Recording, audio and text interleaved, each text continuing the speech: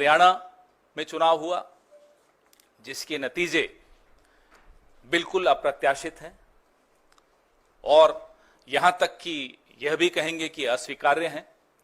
जिस तरह की शिकायतें लगातार आ रही हैं, अभी हम जयराम रमेश जी और मैं जिस कमरे में बैठे थे वहां भी लगातार शिकायतें हमारे नारनौल के कैंडिडेट राव नरेंद्र सिंह हो गए या पानीपत के कैंडिडेट हो गए, 3 जिलों से हिसार, महेंद्रगढ़, पानीपत, यहां से लगातार शिकायतें आ रही कि कैसे बैटरीज जो मशीन की थी वो 99% थी और जिन मशीनों की बैटरीज 99% थी उन मशीनों में नतीजा एक आया, हमें हराने वाला नतीजा आया, और जो मशीनें नहीं, जिनको छेड़ा गया, जिनकी बैटरी 60-70% जो स्वाभाविक है होनी चाहिए थी, उसमें हम जीत रहे हैं हमारे कैंडिडेट। तो हम ये सारी शिकायतें इकट्ठी कर रहे हैं। हमारे कैंडिडेट्स ने वहां रिटर्निंग ऑफिसर्स को शिकायतें दी हैं और दे रहे हैं अभी, लेकिन आने वाले कुछ दिनों में ये सारी शिकायतें लेकर हम चुनाव आयोग में जल्दी ही जाएंगे और अपनी शिकायत वहां दर्ज कराएंगे। इस तरह का नतीजा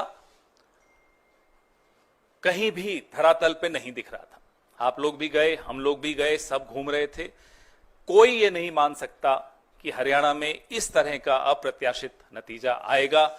हम सब अचंभित हैं। ये अगर एक लाइन में इसको कहा जाए तो ये तंत्र की जीत है और लोकतंत्र की हार है। हम इसे स्वीकार नहीं कर सकते।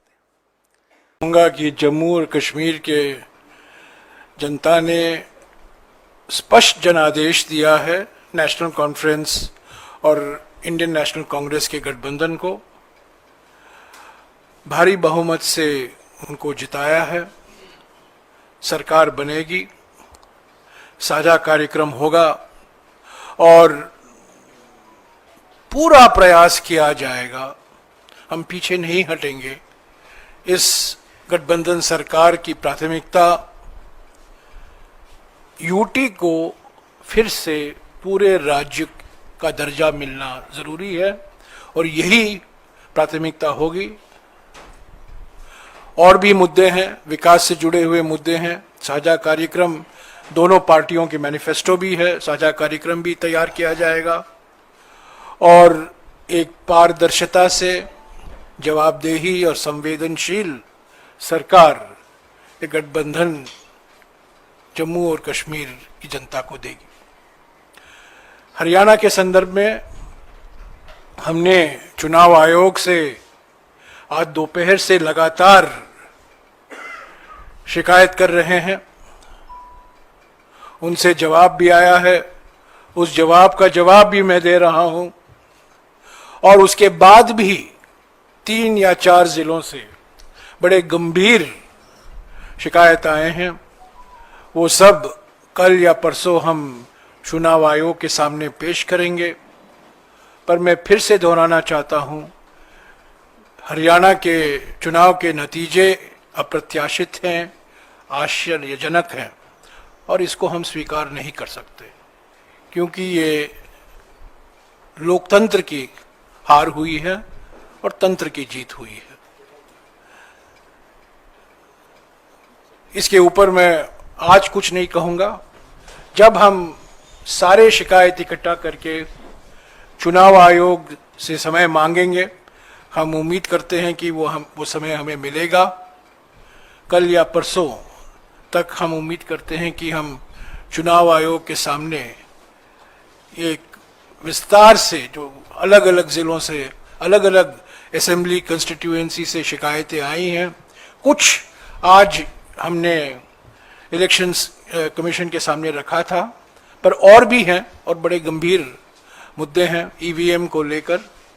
और जिस तरीके से एक माहौल पैदा करने की प्रयास की गई, दबाव स्थानीय अधिकारियों पर लाया गया और जहां जिन जिन सीटों में हमारी हारने की कोई गुंजाइश नहीं थी, वहां हम हारे हैं। मैं समझता हूं ये नतीजा लोक भावना के खिलाफ है। जो जमीनी हकीकत है और सभी ने ये हकीकत को महसूस किया है, ये नतीजा उसके खिलाफ जाता है। के लिए उनके खिलाफ कार्रवाई होनी चाहिए। होनी कौन है चाहिए, लोग? होनी चाहिए। कौन लोग? पार्टी जांच करेगी। आपको लगता है कोई है हार के जिम्मेवार? मेरे को क्या पता, तो अगर किसी को होगा शिकायत तो पार्टी भी जाएगी, कमेटी बनेगी पार्टी की, पूरी होता है। इसमें तो एक प्रथा है पार्टी। हुड्डा साहब, ये तीसरा चुनाव है जो देखा गया है कि छत्तीसगढ़, मध्य प्रदेश और हरियाणा जीती हुई बाजी आपके हाथ से, कांग्रेस के हाथ से निकल जाती है। क्या आपको क्या लगता है कि इसका अध्ययन होना चाहिए? क्या ये आप लोग भी अध्ययन करो इसका। सर एक आखिरी सवाल सर, इस चुनाव में आप लोग भी अध्ययन करो। सर, इंडिया गठबंधन इस चुनाव में एकजुट नहीं रह पाया। आम आदमी पार्टी के साथ आप लोगों की बातचीत चली, जो बन नहीं पाई बात, समाजवादी पार्टी के साथ गठबंधन की बात नहीं हुई। क्या आप मानते ये हैं? आपको हमारी बात क्या पता, गठबंधन समाजवादी के साथ कोई बात ही नहीं चली हमारी, ना उन्होंने कहा कभी ना आम बात आदमी है। पार्टी ने कहा कि अगर अलायंस होता हमारा तो ये परिणाम नहीं आता। आम आदमी तो रहता, हमने ऑफर किए थे, लेकिन आपने देखा क्या परफॉर्मेंस क्या थी। उस कमी की वजह से क्या ये परिणाम आया? अरे नहीं, क्या अलायंस की बात है, नहीं हमारे वो हुआ। सर इसी से एक